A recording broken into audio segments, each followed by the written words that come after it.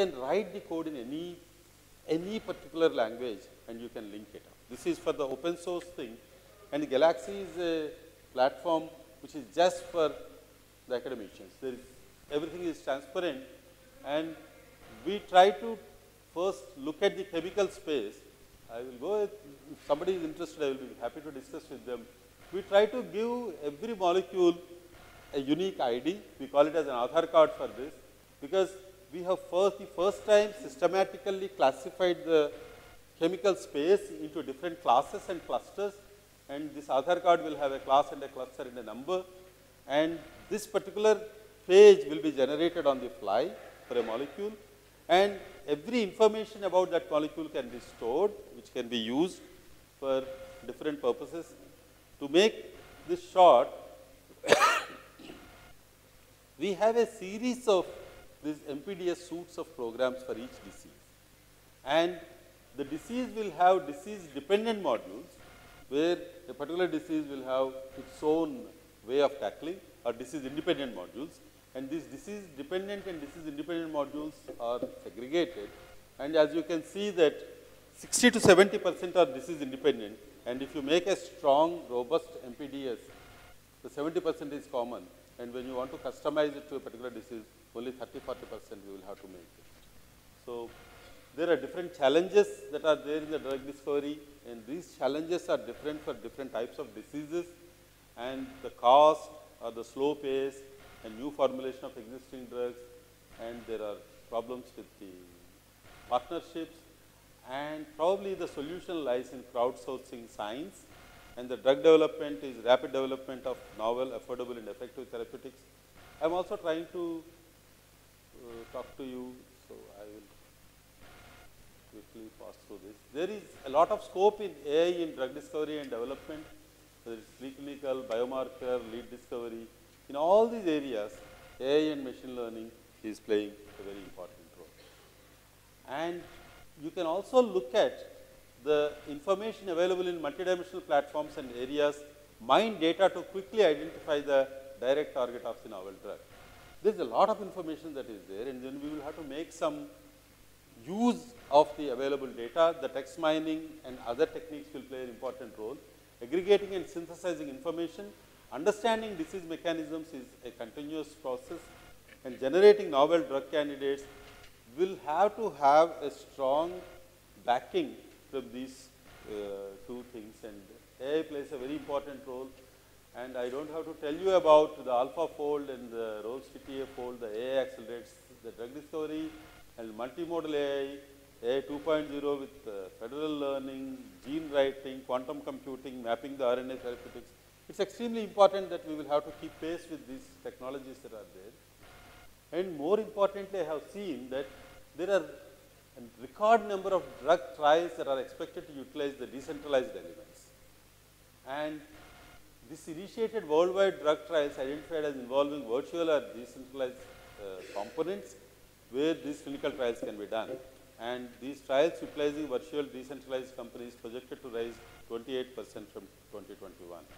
So there is a completely new paradigm that is going to come, and we will have to see that where we as a country stand in looking at it. So there is different softwares which are coming up, the discovery, preclinical, clinical and post-approval. I just wanted to bring your notice to this particular thing. The number of drugs per billion. There used to be over close to 100 drugs we used to get per billion about 70 years before. So 10 million per drug. So as we come down, we can see that there is a problem. It's costing more than $1 billion. Now it is 1.5 billion, or some oncology drugs it may be over 2 billion. So when FDA tightens regulations, post-thalidomide, you know the notorious story of thalidomide, and then the number of drugs have decreased. And FDA clears backlog following these PDUFA regulations, relaxes on HIV drug. So in 90s, lots of HIV drugs have come. So it all depends on now the regulation. And we also have seen that in the COVID times, we have many more number of drugs which were repurposed and also altogether coming as new. So, I will try to take another 5 minutes to see what is the understanding of health, disease, drugs, food, nutritional and nutraceutical relationship. I like this statement of Richard Feynman that the difficulty with science is often not with the new ideas, but in escaping the old ones. So, it's very important, learning is important and unlearning is also important. Can we shift the focus of research in drug discovery from disease point of view to the health point of view, and we control the function and property of proteins.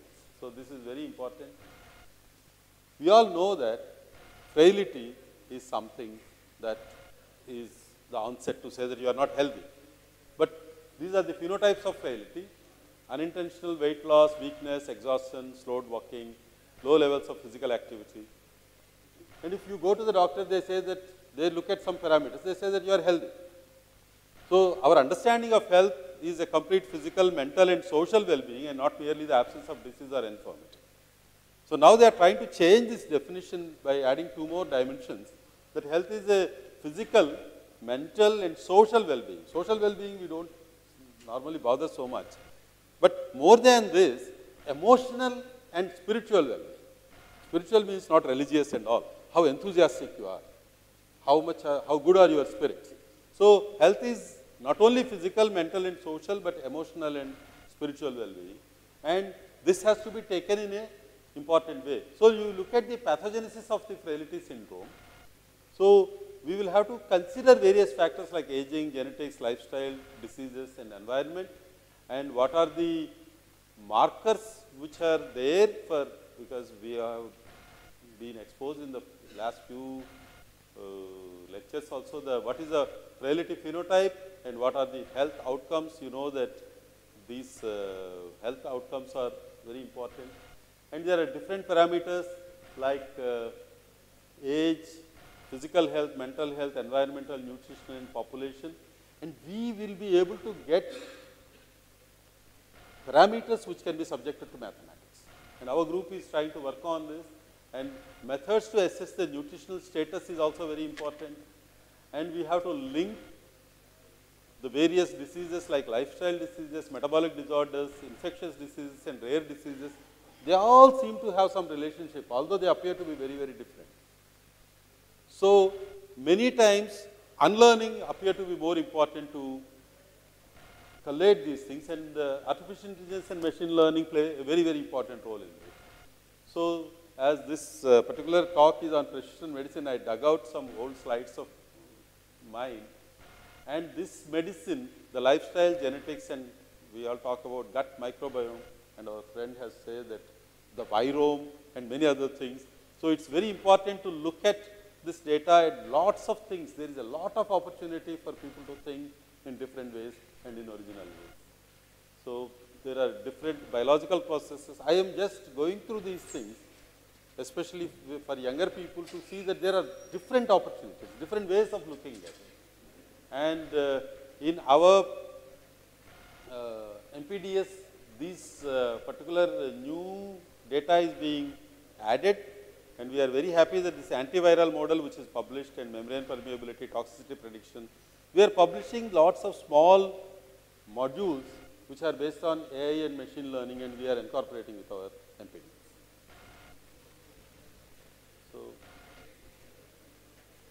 So, we have started this advanced computing and data science thing in Nice, and this year we are working in database development, or chemoinformatics and machine learning, so mathematical modeling, protein-protein interactions and polypharmacology and SARS-CoV-2.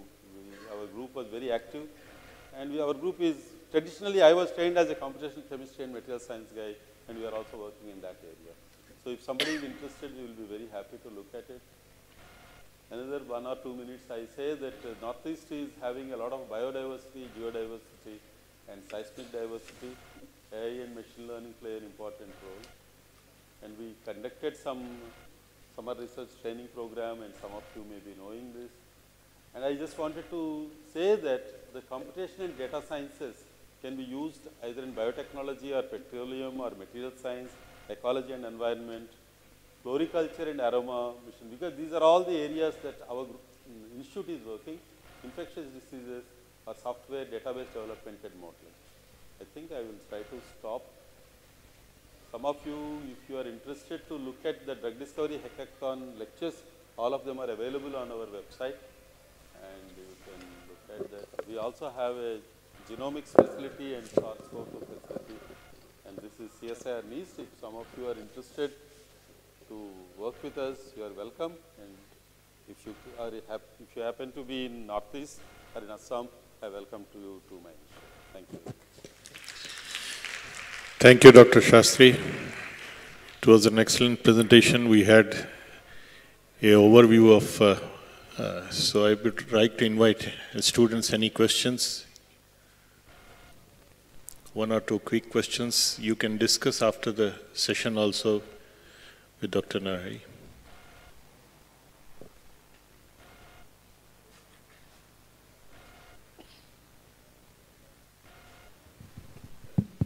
Hello, sir. Sir, can you please shed some light on quantum computing and AI that we can use for drug discovery?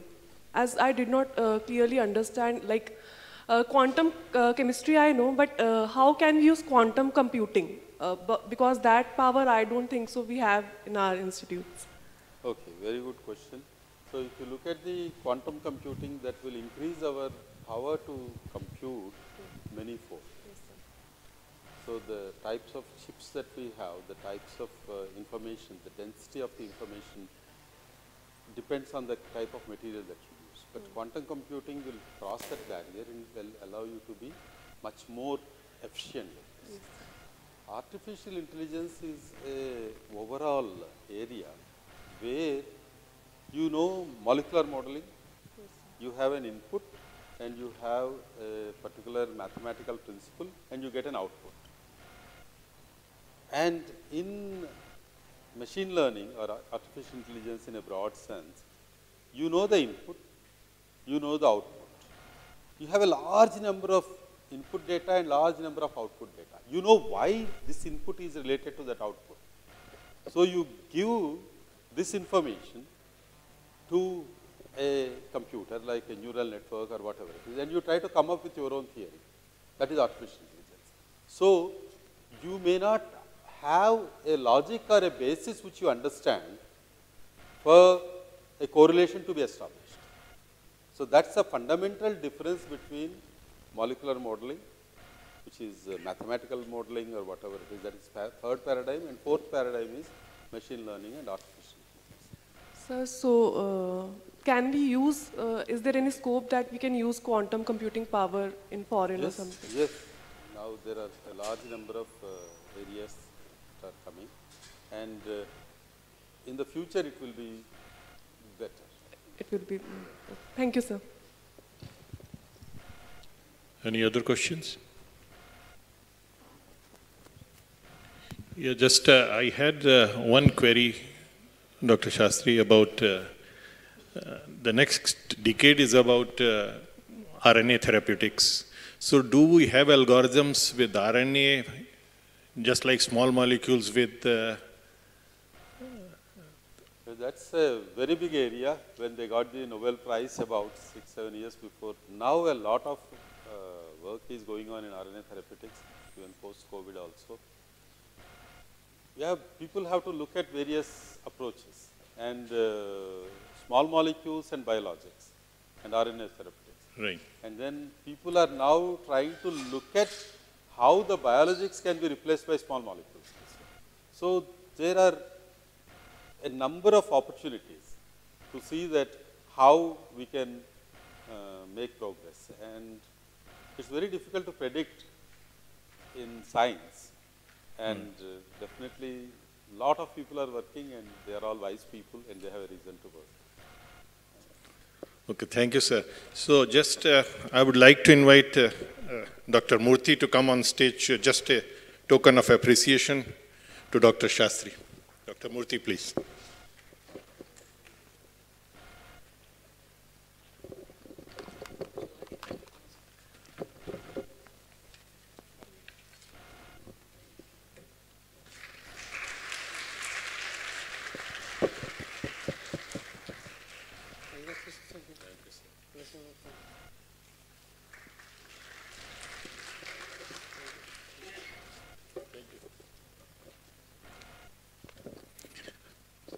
So our next speaker. Now the next speaker is Dr. Viraj Suvarna. Viraj Suvarna holds MD in Pharmacology from Grant Medical College and Sir J.J. Group of Hospitals, Mumbai. He also holds a Master's in Pharmaceutical Medicine from Hibernia College. He was a medical advisor at Lethico Pharmaceuticals Limited, Indore, and head of operations at Pfizer India. Dr. Suvarna has been at various presidential positions at multinational pharma companies such as Dr. Reddy's Labs, Lupin India, Biocon Biologics. Currently, he holds medical chapter at Roche Pharma India. Yes, sir, please.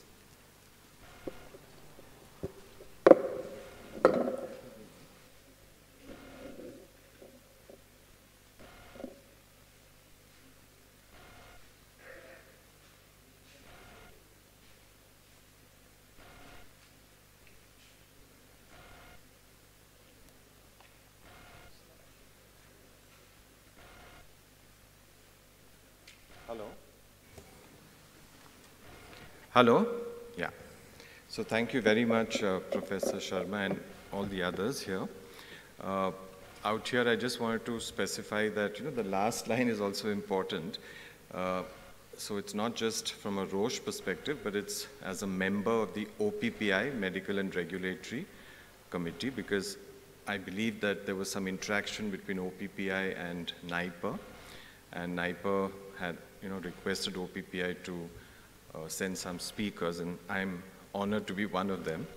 I'll try to do my level best in terms of justice to this topic on precision medicine and pharmacogenomics.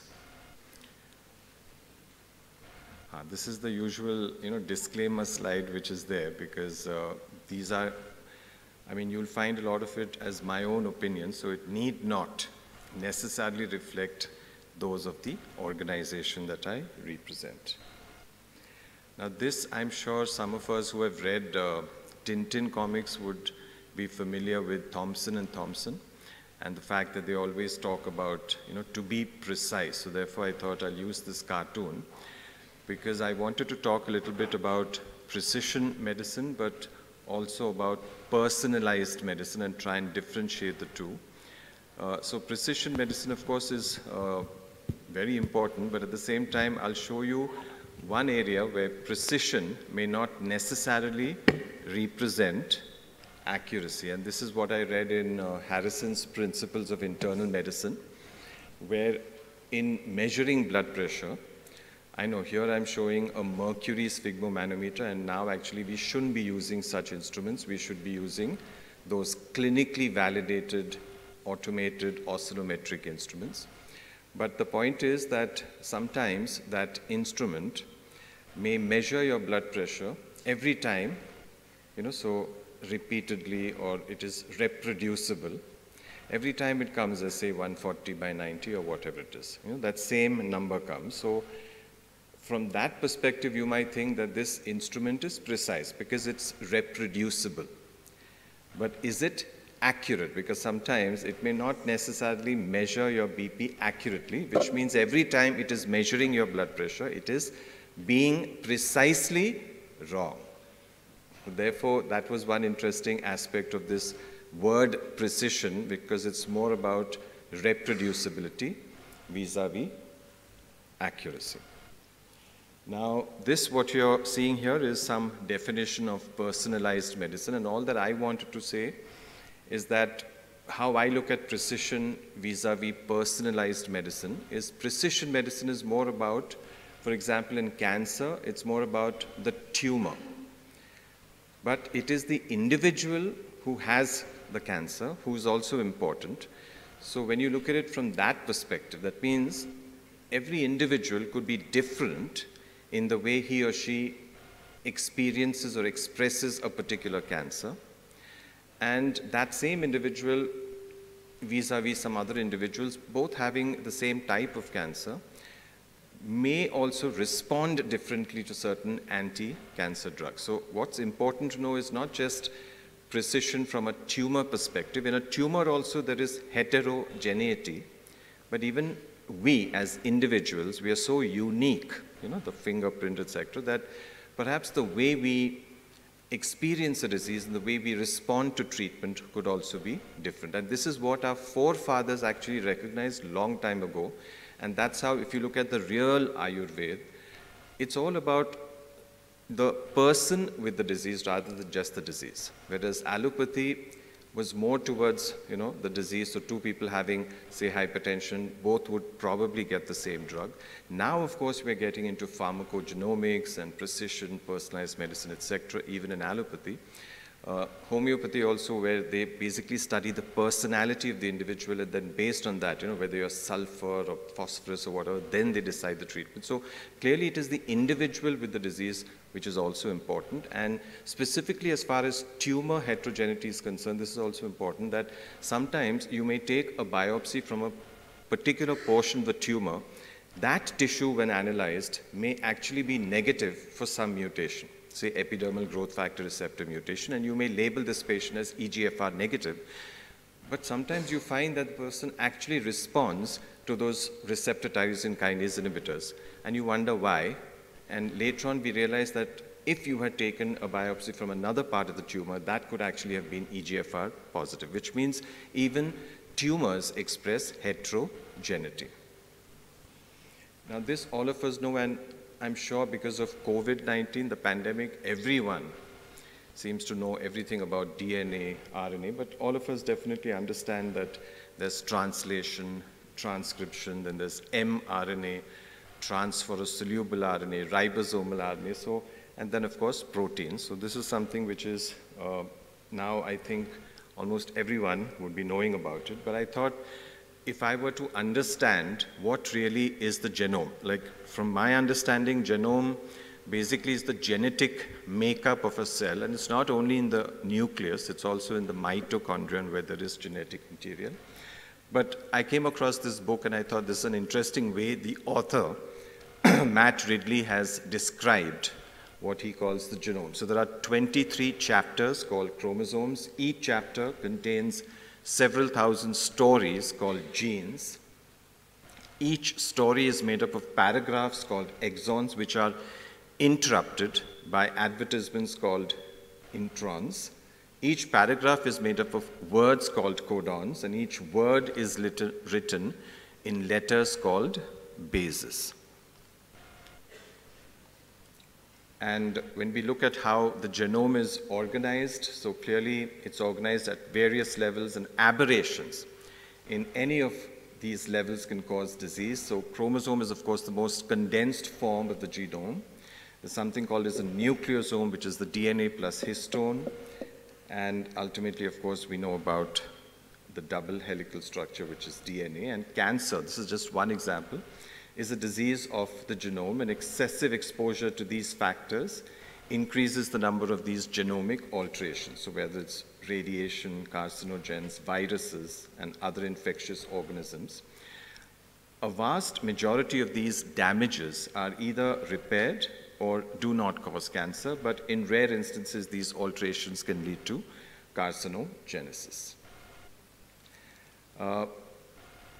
We know that in healthy individuals, unaltered or unmutated genes produce healthy proteins that function in signaling pathways vital for normal cellular functions. And this, of course, we know, we just discussed it. And there are all kinds of, I don't think this comes here, but all kinds of other mediators which are involved with proliferation, with survival, and all of these, of course, are important. mTOR, incidentally, there is some link to an Indian, because it stands for mammalian target of rapamycin, and rapamycin, the name has come because it was isolated from an island called Rapa Nui by an Indian called Sehgal. So when genes are altered or mutated, the resulting proteins produced can have altered sequence, structure, and function, and sometimes no protein or incomplete proteins are made, resulting in dysfunction in the pathways that regulate cells in terms of growth, division, and death. and that, of course, causes cancer. And, you know, when I look at cancer, ultimately it is our own cell which typically is regulated by a system, you may call it programmed cell death, but it's when those cells escape from that regulation, they become autonomous, and then obviously they can keep proliferating and competing with our other normal cells, and thus they cause destruction and even death. But imagine if at some point, very early in the journey that cancer has made in that person's body, if we can actually identify it and try and arrest this process, you know, when our normal cell is becoming cancerous. And imagine if that cancer, you know, the cell which is now trying to become a tumor cell, has not, this change has not yet become irreversible. If we can actually catch it at that point and then try and reverse the process, who knows, maybe a cure for cancer can actually come out, rather than, you know, typically now what we try and do is either with chemotherapy or all the different therapies, we just kill those cancer cells, because at that point there's nothing much we can do. But imagine if, you know, this can be detected much earlier, and whether that process is actually reversible. That can make a big difference to this uncontrolled proliferation. And then it's like almost that cancer cell wants to become immortal, but it obviously will die because it will result in the death of the individual which houses those cancer cells. Now, if you look at the human genome, a few hundred are known to be involved with cancer, so just 1.5%, which leads to 22 to 25,000 genes per that Cancer Genome Atlas, and it started with the Human Genome Project. And if you look at cancer, there are 4 major types of genetic alterations that drive tumor growth. So one is, of course, a base substitution. So as you can see below this, instead of ATAGC, so you have that adenosine, thymine, guanine, cytosine, and then you have an extra C coming in between. One example is something called as BRAF V600E, and there are drugs specific for that mutation, like, for example, vemurafenib, dabrafenib, and some others, cometinib. Then, of course, an insertion and deletion. And one example is this EGFR exon 19 deletion, where if you have that deletion, then if you give that patient a drug like, say, afatinib, the chances that this patient will have a long kind of period of both progression-free survival as well as overall survival are higher. So this is, you know, where you're not just diagnosing the cancer per se, you're also diagnosing a particular mutation in that cancer which will guide therapy. So sometimes these diagnostics are actually called theranostics because it guides therapy. It's like molecularly guided therapy options, or MGTO. So here, for example, afatinib, if you have a mutation, T790M, I think it's threonine, methionine, then osimertinib would be specific for that particular mutation. So it's like how you're being so precise in terms of giving the right drug to the right individual with that particular. Otherwise, it's like you're just thinking, okay, he has EGFR mutation, non-small cell lung cancer, just give him any of those receptor tyrosine kinases. But if you go deeper into it, you can select the best drug for that individual. Then, of course, copy number alteration. So HER2, for example, if there's overexpression or amplification, we all know about trastuzumab, but then pertuzumab and some others also have come out. And similarly, you can have rearrangements or gene fusion, so ALK or anaplastic lymphoma kinase. So there also, it started with crizotinib, now there's alectinib and many more. So this is the way cancer therapy, at least, definitely, you know, when we talk of precision medicine, it's more common in oncology, but people are talking about it in diabetes as well, perhaps even in cardiology-related conditions. And in terms of the evolution of genomic sequencing, so as you know, immunohistochemistry, there's FISH, there's CISH, so fluorescence, or even chromogenic in situ hybridization, then PCR. Sanger was the first generation sequencing, and now you have next generation based hotspot testing. Then, of course, there's CGP, or comprehensive genomic profiling, and whole genome sequencing. So clearly, there's a lot of advance being made in diagnostics and, as I said, theranostics. So now what's happening is you're literally able to individualized or customized treatment per, rather than say customer, we'll just say patient, because ultimately